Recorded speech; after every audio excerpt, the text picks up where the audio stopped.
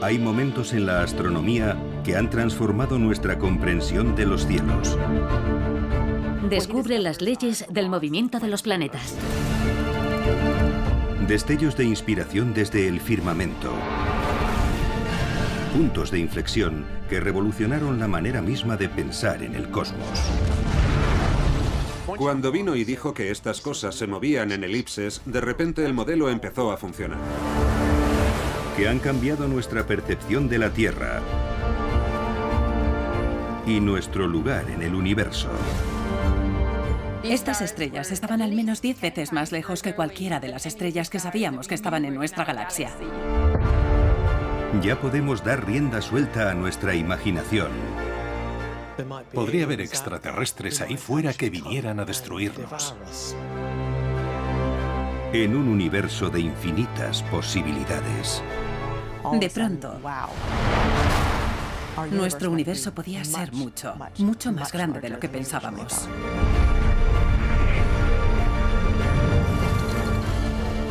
Esta es la historia de la obsesión de la humanidad por el cielo y del sentido del universo para nuestros antepasados. La historia de cómo pasamos de un mundo regido por seres sobrenaturales al cosmos descubierto por la astronomía científica. De cómo vemos otros mundos y buscamos el lugar que nos corresponde entre ellos. Esta es la historia de nuestros cielos ancestrales. Cielos ancestrales.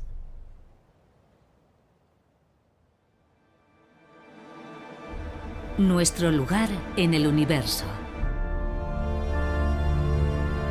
Con el paso de miles de años, dejamos de creer en un cosmos mitológico gobernado por seres sobrenaturales para concebir un universo racional regido por la ciencia y las matemáticas. Vimos cómo la Tierra, hasta entonces plana, se transformaba en esfera y dimos por sentado que era el centro de todo y a su alrededor orbitaban el Sol, la Luna, planetas y todas las estrellas del firmamento. Hasta que, en 1543, un astrónomo llamado Nicolás Copérnico planteó que era el Sol, y no la Tierra, el que estaba en el centro del cosmos. Aún así, en este nuevo modelo, todo seguía estando contenido en cristalinas esferas concéntricas. Aunque esta idea estaba a punto de desecharse.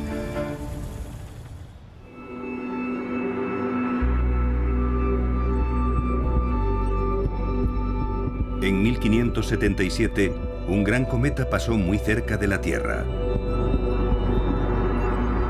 Permaneció en el cielo más de 2 meses.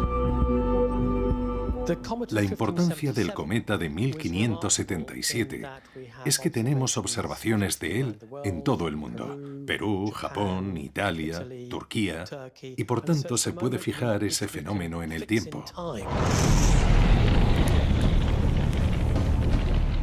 Se pensaba que los cometas eran grandes bolas de fuego, y en las distintas culturas se contaban leyendas que los describían como criaturas fabulosas. Los pueblos aborígenes australianos pensaban que era el temible espíritu maligno de la serpiente arco iris. Otras culturas imaginaban que los cometas eran dragones con aliento de fuego. En la mayoría de los casos se consideraban señales de mal augurio que traían mala suerte. Pero el gran cometa de 1577 haría posible una de las mayores transformaciones de la astronomía en 1400 años.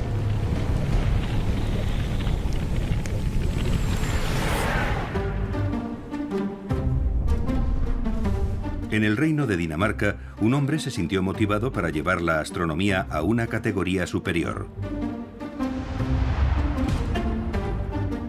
Observador heterodoxo del firmamento, llevaba una nariz de metal en sustitución de la auténtica que le habían cercenado en un duelo.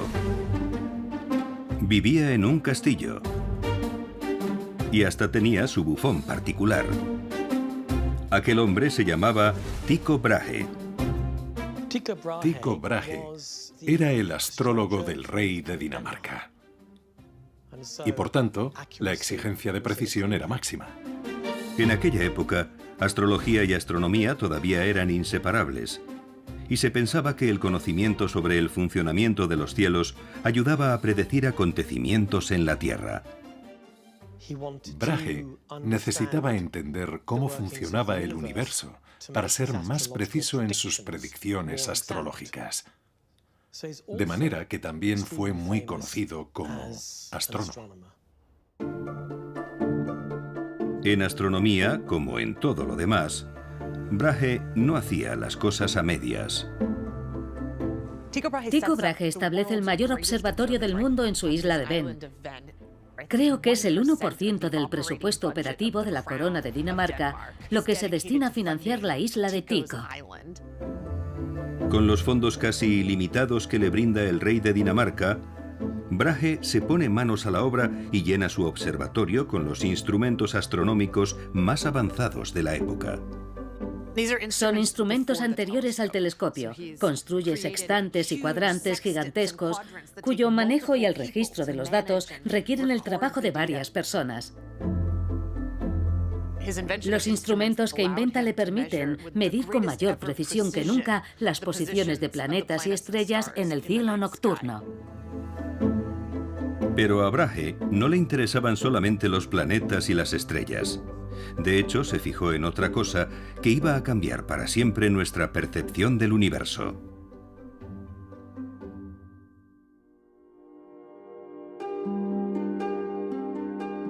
El 13 de noviembre de 1577, Brahe avistó el gran cometa desde su observatorio y se propuso determinar su trayectoria. Sus cálculos indicaban que el gran cometa estaba atravesando la órbita de Venus. Pero de acuerdo con el saber aceptado, esto no sería posible. En esa época se pensaba que todo lo que había en el cosmos estaba contenido en esferas cristalinas concéntricas. La idea de las esferas cristalinas no era una simple metáfora para la época. Creían que esas esferas de cristal existían. Brahe razonó que no habría sido posible para el cometa seguir esa trayectoria. Las esferas cristalinas tenían que haberlo detenido en su avance. Se dio cuenta de que la única posibilidad de que el gran cometa siguiera esa trayectoria era que las esferas cristalinas no existían. En efecto, según la interpretación de Tycho, hace añicos esas esferas cristalinas.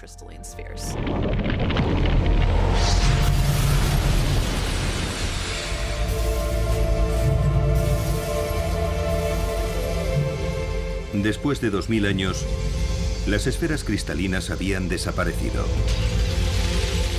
Y ya aceptada la idea de un universo centrado en el Sol, la astronomía se adentró en una etapa completamente nueva.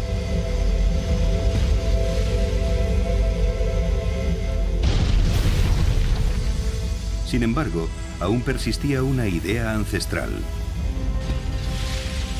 La creencia de que todo lo que había en el cielo se movía en círculos perfectos. Así fue hasta la llegada de un nuevo astrónomo.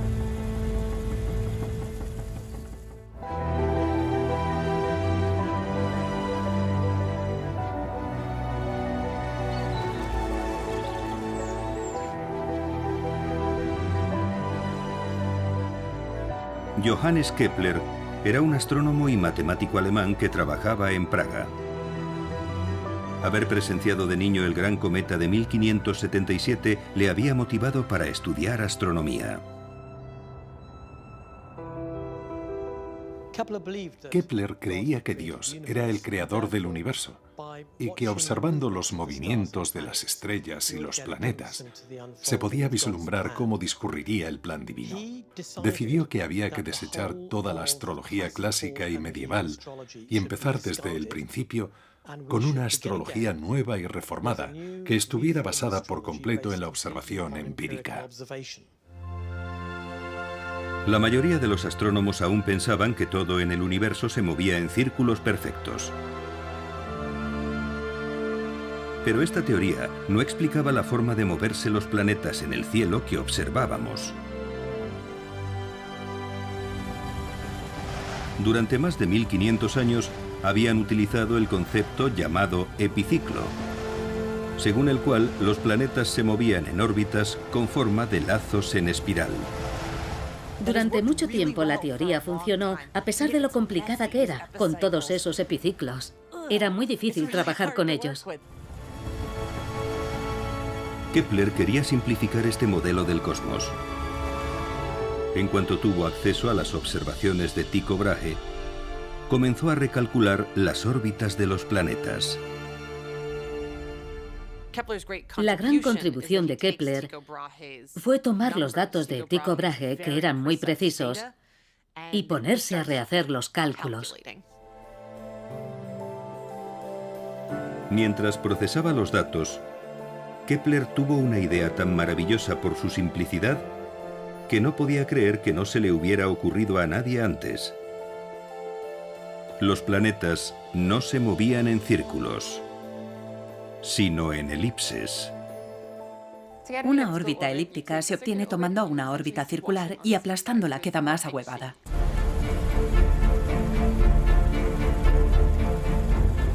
Supone un cambio tremendo. Los planetas no parecen realizar círculos exactos. Lo que descubre son las leyes del movimiento de los planetas. Cuando vino Kepler y dijo que se movían en elipses, de repente el modelo copernicano empezó a funcionar. Kepler publicó sus nuevas leyes del movimiento de los planetas en 1609 en un libro titulado Astronomía Nova. Había encontrado una explicación del movimiento de los planetas que le permitía prescindir de los epiciclos. Pero solo era una teoría. El hombre que iba a demostrarla definitivamente también sería el descubridor de la fuerza que mantenía el universo unido. Y se convertiría indiscutiblemente en el científico más famoso de todos los tiempos. En la Inglaterra del siglo XVII, un hombre llamado Isaac Newton se propuso reescribir todos los libros de texto publicados hasta la fecha. Era un genio que tocó con su dedo la filosofía, la ciencia y las matemáticas. Y hasta la alquimia. Se le recuerda como físico, astrónomo y matemático, pero en su época trabajaba en el contexto de la filosofía natural, que era una manera más holística de entender el universo. Newton era un hombre profundamente religioso que creía que la ciencia podía revelarnos el plan maestro de Dios para el universo. También era un innovador. Durante miles de años, se había pensado que en el espacio las cosas funcionaban de manera muy diferente a como lo hacían en la Tierra. Pero Newton pensaba de otro modo. No solo descubre estas simples leyes que explican lo que sucede aquí, en la Tierra, sino otra cosa todavía más importante, que esas mismas leyes funcionan fuera de la Tierra. Isaac Newton sostiene que todo el universo se rige por una misma ley, la ley de la gravedad.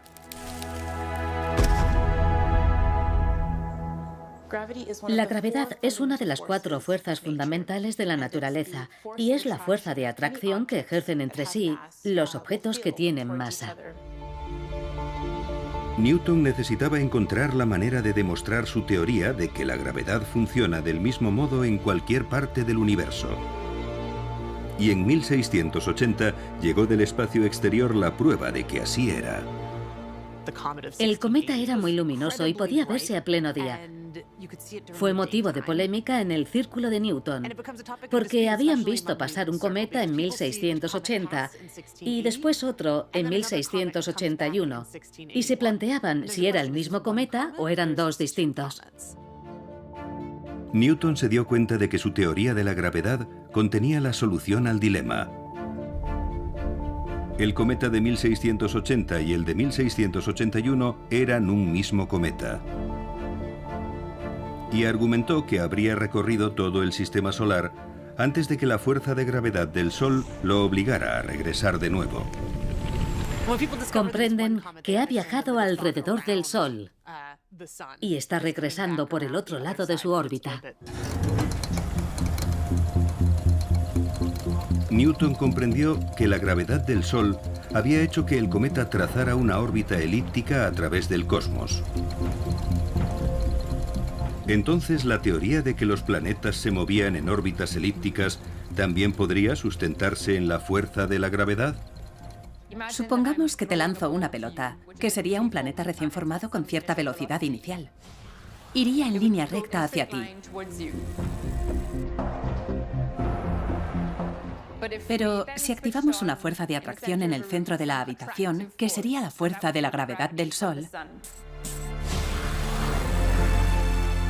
el nuevo planeta ya no iría hacia ti en línea recta, ni tampoco se dirigiría al centro del Sol. Se movería formando una curva elíptica. La gravedad impulsaba las órbitas elípticas y era el pegamento que mantenía el universo unido. Por fin teníamos un modelo preciso de nuestro sistema solar. Bueno, casi. Pero antes de ampliar un poco más nuestro conocimiento del firmamento, quedaba por resolver un problema en la Tierra. A principios del siglo XVI, los grandes imperios coloniales comenzaron a expandirse por todo el planeta. Había prisa por conquistar y explotar las riquezas de los territorios recién descubiertos. Para las naciones con actividad marítima como Inglaterra, España y Francia, navegar con precisión y seguridad era imprescindible. Hay un ejemplo de un barco que estuvo perdido intentando averiguar dónde estaban en medio del vasto océano, mientras cientos de hombres de la tripulación morían de escorbuto. Realmente era una cuestión de vida o muerte. En 1707, un error de navegación hizo que una flota se estrellara en las Islas Sorlingas, frente a la costa suroccidental de Inglaterra. Fue una de las catástrofes marítimas con mayor número de víctimas mortales de toda la historia. Hasta 2000 marinos perdieron la vida. Hubo un clamor de indignación pública. No estaba bien que la gente saliera al exterior a comerciar en nombre de Inglaterra y muriera en el viaje de vuelta.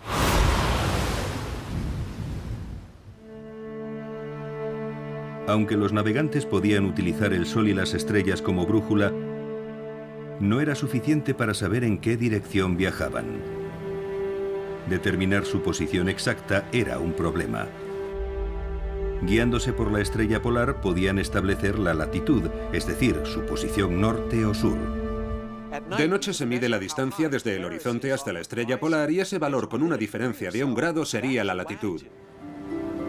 Pero para señalar su posición exacta, los navegantes también necesitaban saber la longitud, su posición este u oeste. Esto era prácticamente imposible.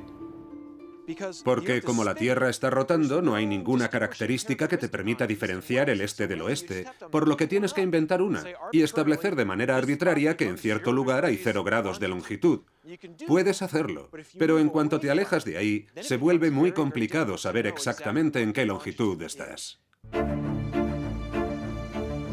Ya en el siglo II a.C., el matemático griego Hiparco pensó que la respuesta estaba en el cielo.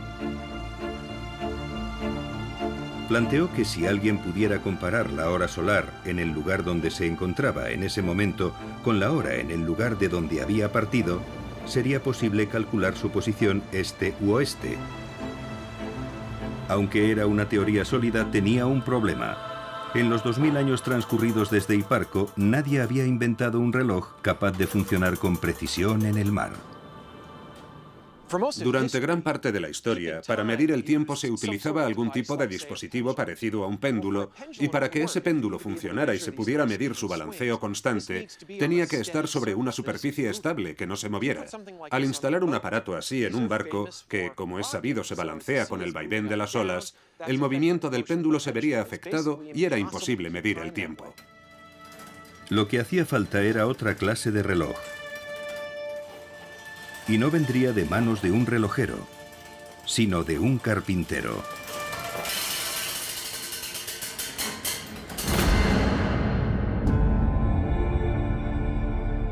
En 1714, ante la presión creciente de la comunidad marítima, el gobierno británico aprobó una ley llamada Ley de la Longitud. Ofrecían una recompensa equivalente a $2 millones actuales a quien fuera capaz de resolver el problema de calcular la longitud en el mar. John Harrison era un ebanista del norte de Inglaterra a quien le apasionaba la reparación de relojes y vio una oportunidad de rentabilizar su afición. Se propuso diseñar un reloj marino. Estaba convencido de que sería el más exacto que el mundo había conocido. Aquí a mi izquierda está el reloj marino de John Harrison, el llamado H1. Presenta una serie de innovaciones ideadas por el propio Harrison. En lugar de un péndulo tiene estas maravillosas pesas. Y todo lo que afecte a una afectará a la otra en sentido contrario, y por tanto todo error causado por movimientos será neutralizado entre ambas. El H1 funcionaba en el mar y marcaba la hora con un margen de error de 3 segundos al día, pero Harrison no estaba del todo satisfecho. Se dio cuenta de que en realidad un reloj fijo no era la solución. Así que volvió a la mesa de dibujo.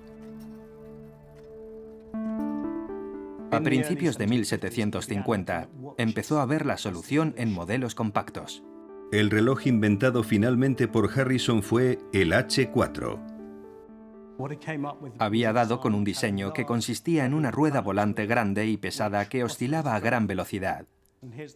Su razonamiento era que, como el barco en cierto modo se movía bastante despacio, un sistema de alta energía con un movimiento tan rápido no se vería afectado por la clase de movimientos que afectaban a un barco. El prototipo H4 de Harrison se puso a prueba en 1764 y funcionó. Por fin teníamos la tecnología necesaria para medir el tiempo que nos marcaba el sol y podíamos calcular la longitud en el mar.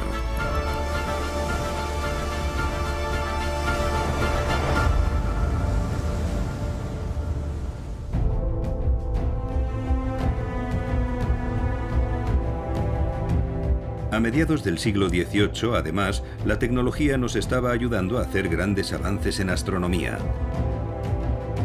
Desde la invención del telescopio, habíamos podido explorar cada vez más el cosmos. El telescopio es el primer instrumento científico que funciona como extensión de los sentidos humanos. Y a medida que el telescopio fue aumentando de precisión y tamaño, nos descubrió más y más cosas de nuestro sistema solar.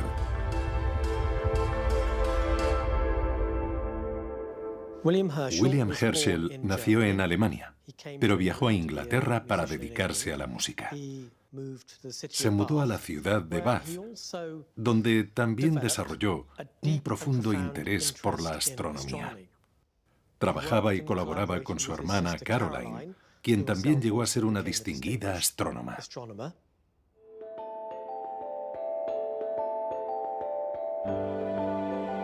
Los hermanos Herschel construyeron una serie de telescopios cada vez más potentes. Y con ellos observaron y catalogaron meticulosamente miles de estrellas. En 1781, mientras contemplaba el cielo nocturno, William reparó en un objeto que llamó su atención. En ese momento no sabía qué era lo que había descubierto, pero después de trabajar con algunos de sus contemporáneos, llegó a la conclusión de que en realidad era otro planeta. Son los responsables del descubrimiento del planeta Urano. Fue un descubrimiento trascendental. Durante milenios habíamos pensado que solo había 5 planetas. El descubrimiento de Urano elevaba el número a 6. William dedicó el nuevo planeta al rey Jorge III. Gracias a ese gesto, Herschel se ganó el favor real y fue nombrado astrónomo del rey.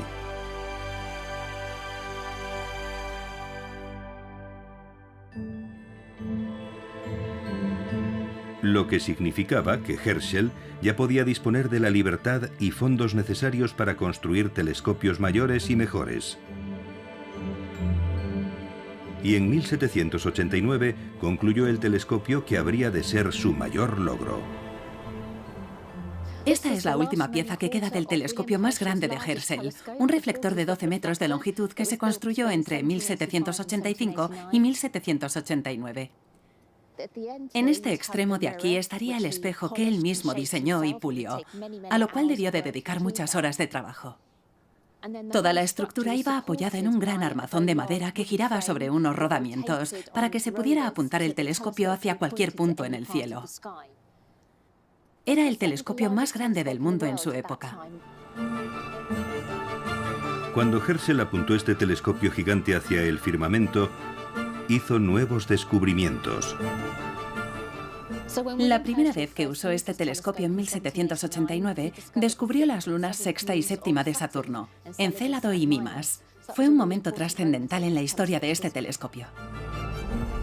El telescopio de 12 metros se convirtió en símbolo del progreso científico. Dio paso a una nueva era de exploración astronómica. Y cuando empezamos a estudiar el cosmos con un detalle sin precedentes, nuestra imaginación se desbocó. Un efecto directo de la tecnología sobre nuestra capacidad de mirar más allá en el universo y de imaginar cómo se podría viajar por él está en la ciencia ficción.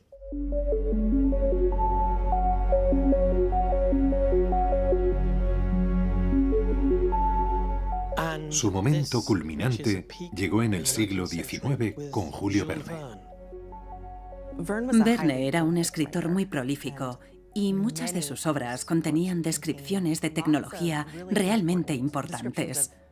A veces de una tecnología muy futurista que, en opinión de muchos, era muy adelantada a su tiempo. En 1865, Verne publicó su libro De la Tierra a la Luna. Julio Verne escribe sobre un club militar estadounidense en el siglo XIX donde se propone construir un arma gigante y enviar a 3 de sus miembros al espacio, que aterrizan en la Luna.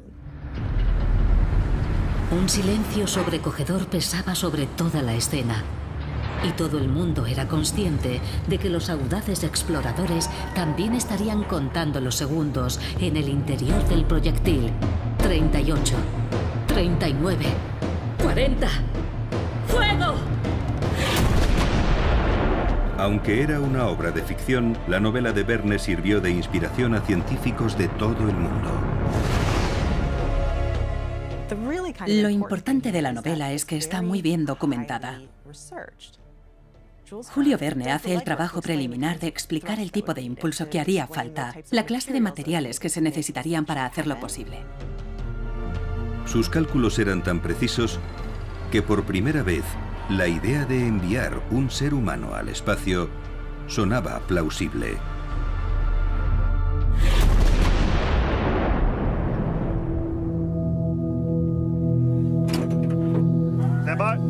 Pero aunque pareciera una teoría sólida, cualquier experto en artillería habría objetado que la realidad no es tan simple.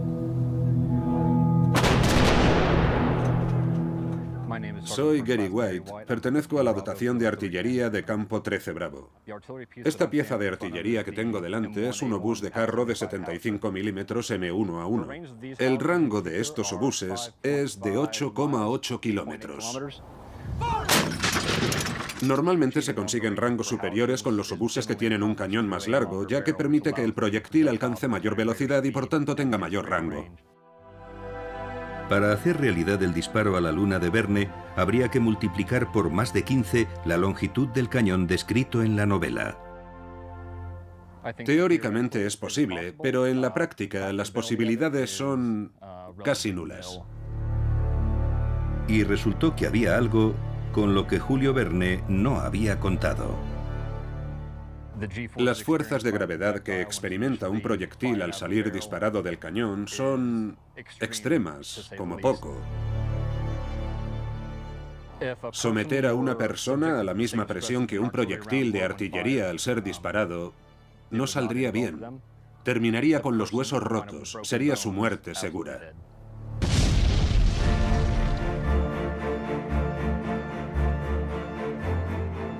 El sueño de Verne de enviar personas a la Luna quedaría firmemente instalado en el reino de la ciencia ficción. Al menos de momento. Pero las compuertas de la imaginación popular se habían abierto. Y una multitud de escritores y pensadores empezó a soñar con qué, o incluso a quién se podría encontrar en el espacio.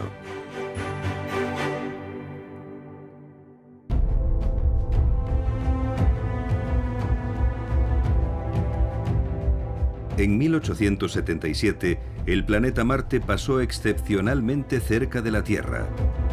Y en Milán, un astrónomo italiano llamado Giovanni Schiaparelli aprovechó la oportunidad para estudiar el planeta rojo con un detalle sin precedentes. Schiaparelli llenó sus cuadernos de dibujos a mano de Marte, describiendo todas las características que veía a través de su telescopio. Y levantó mapas detallados de un paisaje marciano lleno de lo que calificó de continentes y mares.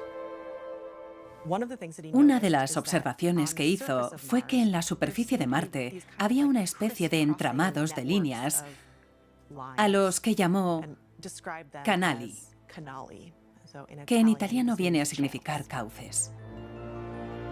Pero cuando su trabajo se difundió por el mundo, la palabra canali se tradujo incorrectamente como canales, un error que tendría consecuencias de gran alcance. Pensar en canales remite a algo que se ha creado artificialmente. Y si eran artificiales, era que alguien los había construido, claro. Alguien tenía que haberlos creado. Y esta clase de especulación ha durado hasta hoy mismo, sobre que los marcianos existen y lo que pueden estar haciendo. Así nació una nueva ola de literatura de ciencia ficción en la que se especulaba con que pudiera existir vida en el espacio exterior. Es bonito pensar que pudiera haber otra gente ahí afuera, siempre que pudiéramos tender lazos de amistad. Naturalmente, la otra cara de la moneda es que podría haber extraterrestres ahí fuera que vinieran a destruirnos. La idea de una amenaza extraterrestre inspiró uno de los libros de ciencia ficción más importantes de todos los tiempos. La obra de H.G. Wells, La Guerra de los Mundos. Un relato en el que una civilización extraterrestre hostil procedente de Marte invade la Tierra. Como con los dioses y monstruos de la antigüedad, de nuevo estábamos poblando el universo de criaturas fantásticas.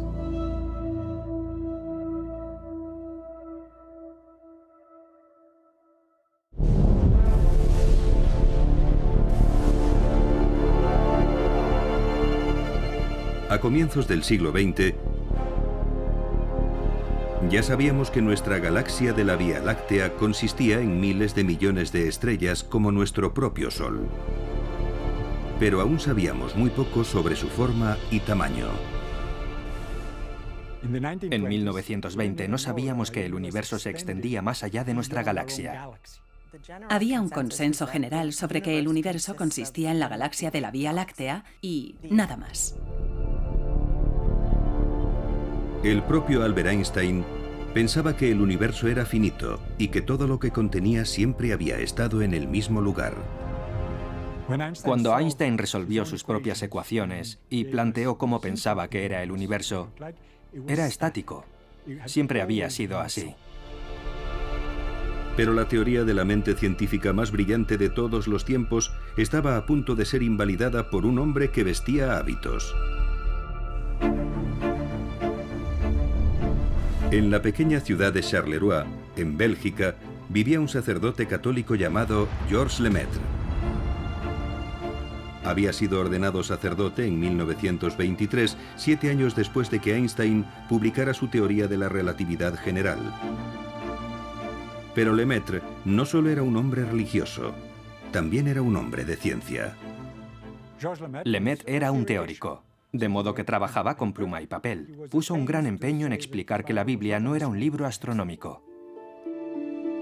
Cuando Lemaitre, que era un matemático brillante, recalculó él mismo las ecuaciones de Einstein, llegó a una conclusión muy diferente.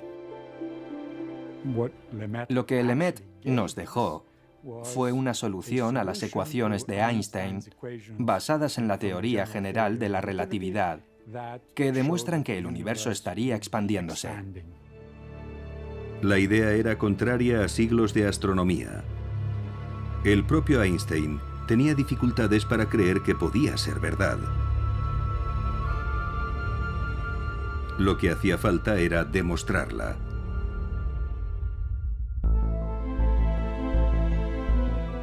Edwin Hubble nació en Missouri en 1889. Era el clásico chico de Estados Unidos. Jugaba al baloncesto por Chicago y capitaneaba su equipo. Hablaba español. Estudió Derecho y más tarde decidió que quería ser astrónomo. Trabajó en Chicago en el observatorio de Yerkes, que era donde estaba el mayor telescopio refractor de la época, y allí hizo grandes observaciones. Después se trasladó a California, donde usó el telescopio de 100 pulgadas para llevar a cabo el resto de su trabajo.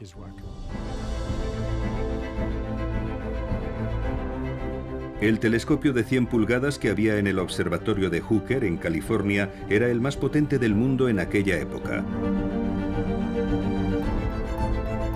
Hubble lo usó para estudiar nebulosas, unas distantes y difusas nubes de luz que llevaban siglos confundiendo a los astrónomos. Una de estas nebulosas en particular captó el interés de Hubble. Por primera vez, gracias a la altísima resolución disponible, tomó imágenes de la nebulosa de Andrómeda. Hubble observó que la nebulosa de Andrómeda no era una nube de gas como se pensaba desde hacía mucho tiempo. En realidad era una colección inmensa de estrellas diferenciadas. Y estaba a punto de resolver el ancestral enigma de lo que Andrómeda era en realidad. En esa época, la mayoría de la gente pensaba que nuestra Vía Láctea era la única galaxia del universo y que Andrómeda formaba parte de ella. Hubo un gran debate sobre si esa nube de estrellas estaba dentro de nuestra galaxia o fuera de ella. Pero Hubble tenía otras ideas. Se propuso calcular la distancia a Andrómeda desde la Tierra. Y para ello usó una técnica muy parecida a la que empleamos actualmente para calcular la distancia a la que se encuentra un foco de luz observando su intensidad. Midiendo la intensidad del brillo de las estrellas de Andrómeda, Hubble logró determinar la distancia a la que estaba. Descubrió que esas estrellas estaban al menos 10 veces más lejos que cualquiera de las estrellas que sabíamos que estaban en nuestra galaxia. Fue un hallazgo increíble para la astronomía. Hubble comprendió que si había sistemas de estrellas fuera de la Vía Láctea, el universo era más grande que nuestra galaxia. Fue una revolución. Que las galaxias, las nebulosas que estaban viendo, fueran en realidad galaxias. Universos insulares las llamaron. Es capaz de demostrar que existen galaxias fuera de la Vía Láctea. Y lo que dice es que nuestro universo podía ser mucho, mucho más grande de lo que pensábamos. Por primera vez teníamos pruebas de que nuestra galaxia no era la única en el universo. De hecho, solo era una entre tantas. Pero Hubble aún no había terminado. Edwin Hubble hizo carrera midiendo el universo con los mejores telescopios fabricados en el mundo. Estudiando galaxias muy distantes de la nuestra, Hubble descubrió que la luz que provenía de ellas parecía roja. Sabía que eso indicaba que se estaban alejando de la Tierra. Un concepto que puede entenderse con mucha claridad, no con la luz,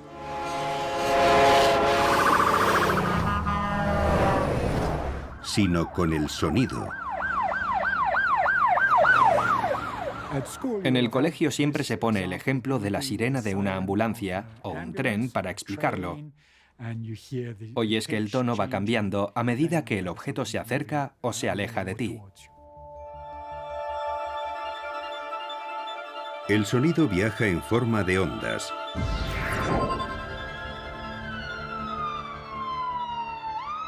Cuando una ambulancia se acerca a nosotros, la longitud de onda de la sirena se comprime. Pero cuando pasa junto a nosotros y se aleja, la longitud de onda se expande y el tono de la sirena va bajando a medida que la ambulancia se aleja en la distancia. Con la luz pasa exactamente lo mismo. Pensamos en la luz como una onda con una sucesión de crestas y valles, y la distancia entre dos crestas la llamamos longitud de onda. La longitud de onda de la luz determina su color. Una longitud de onda corta se ve azul y una más larga se ve roja. Igual que el sonido, la longitud de onda de la luz va cambiando a medida que se acerca a nosotros o se aleja. Tomemos, por ejemplo, una farola. Si uno echara a correr muy deprisa en dirección a una farola, la luz que verían sus ojos sería azul. Y si se alejara muy deprisa de ella, de espaldas, lógicamente, porque tendría que estar mirándola mientras se aleja, la vería más roja. Pues bien, cuando miramos al universo sucede algo muy parecido. Si las galaxias avanzan hacia nosotros, se verán de color azul.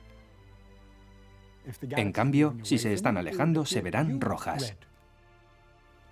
Fue un momento trascendental para la astronomía. Las galaxias se están alejando. Eso significa que el universo se está expandiendo. Y un universo en expansión lo cambiaba todo. Por primera vez en la historia supimos que no era estático, sino dinámico. Estábamos más cerca que nunca de comprender cómo se formó el universo.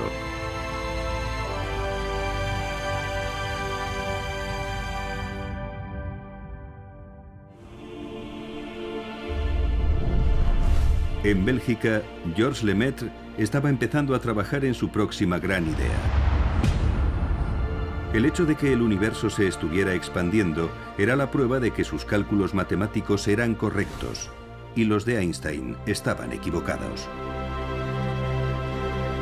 Lemaître era un hombre de ideas audaces.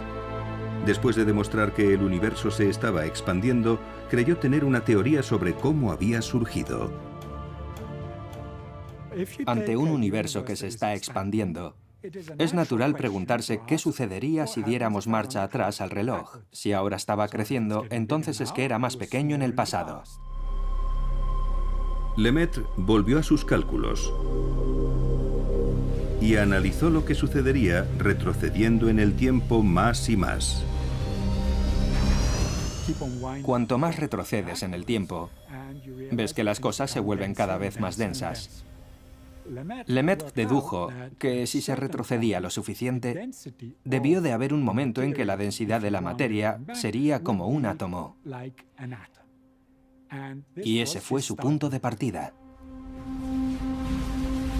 En aquella época se pensaba que el átomo era la partícula más pequeña del universo. Y Lemaître sugirió que de ese punto concreto habría surgido toda la creación. Lo llamó el átomo primigenio.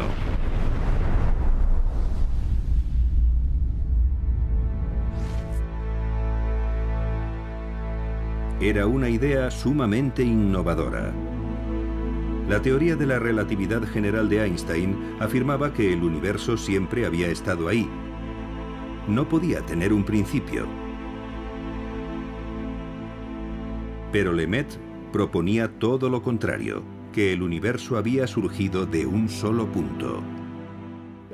En algún momento se expande, explota, estalla. Se convierte en el universo que vemos ahora.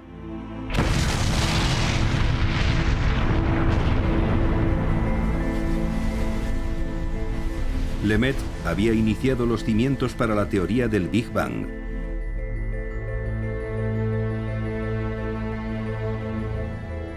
Por primera vez, se nos ofrecía una historia de la creación que no se basaba en la mitología ni en la religión, sino en la ciencia.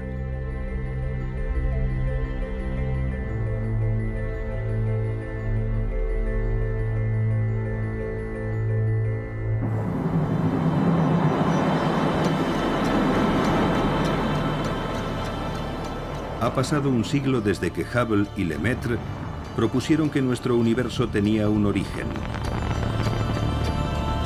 En ese tiempo hemos lanzado al espacio satélites y telescopios que nos están ayudando a ver mejor que nunca y a continuar el trabajo que ellos comenzaron. El telescopio espacial más famoso de todos lleva el nombre del propio Hubble. Y en 2012 nos ofreció una de las imágenes más emblemáticas de la astronomía moderna. Conocida como el campo profundo extremo del Hubble, reveló por primera vez la verdadera extensión de nuestro universo. Prácticamente todo lo que se ve en la fotografía son galaxias. Miles de millones de estrellas en cada una de esas estructuras que pueden ver detrás de mí. Por ella sabemos que hay decenas de miles de millones de galaxias en el universo. Actualmente calculamos que existen como mínimo 100.000 millones de galaxias en nuestro universo. Algunos piensan que podría haber incluso el doble. Es posiblemente la imagen más profunda del cielo que se ha tomado nunca, y por tanto nos lleva más lejos en la historia de nuestro universo. Y cuanto más lejos miramos en busca de más galaxias, más retrocedemos también en el tiempo, hasta los mismos confines del universo visible. Podemos observar la misma luz primigenia que emitió el universo. Lo llamamos radiación de fondo de microondas y es la energía remanente de lo que pensamos que fue el origen del universo. La radiación de fondo de microondas nos ha servido para calcular la antigüedad que puede tener el universo. Actualmente, según los astrónomos, la edad del universo estaría en torno a los 13.800 millones de años. Eso significa que en las imágenes más profundas que tenemos, estaríamos viendo un universo que se creó hace 13.800 millones de años. Las nuevas tecnologías siguen mejorando nuestra observación y comprensión del universo. En 2019, finalmente logramos una imagen de algo que Albert Einstein fue el primero en predecir: un agujero negro. Pero aún no hemos saciado nuestro afán de conocimiento.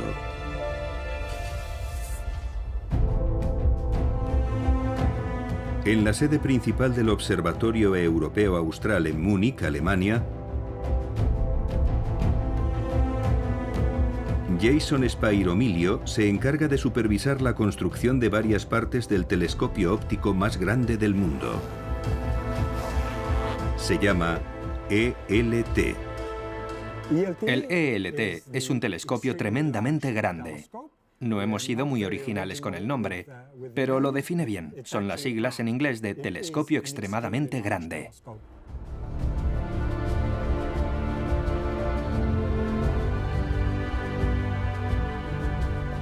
El ELT se está construyendo en la cima de un monte del desierto de Atacama, en Chile.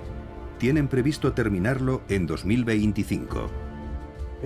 El diámetro es de 39 metros.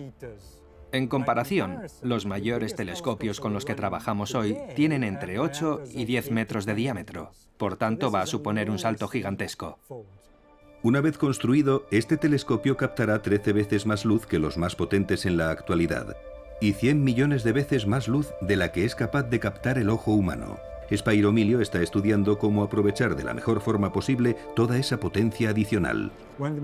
Una de las cosas más emocionantes va a ser detectar planetas alrededor de otras estrellas.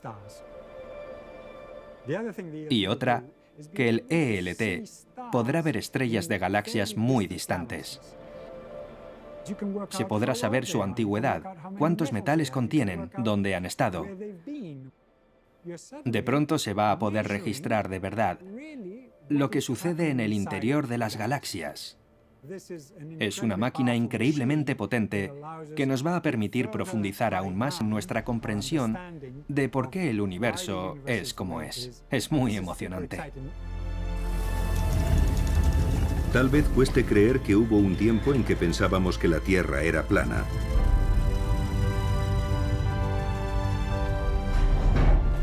Que estábamos en el centro de todo. Y que el universo empezaba y terminaba en nuestra galaxia.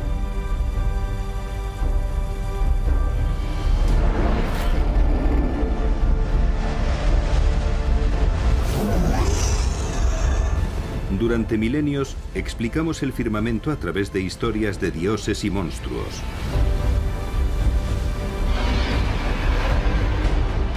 Pero con la invención del telescopio, comenzamos a descubrir un universo racional. Gracias a la ciencia de la astronomía, hemos descubierto nuevas perspectivas del cosmos. Aunque todavía queda mucho por descubrir. Nuestra comprensión del universo todavía es muy incompleta. Todo lo que sabemos de los planetas, las estrellas y los gases solo abarca el 5% del universo visible. El 95% restante sigue siendo en gran medida un misterio. Y hasta que tengamos al fin las respuestas científicas a las grandes preguntas,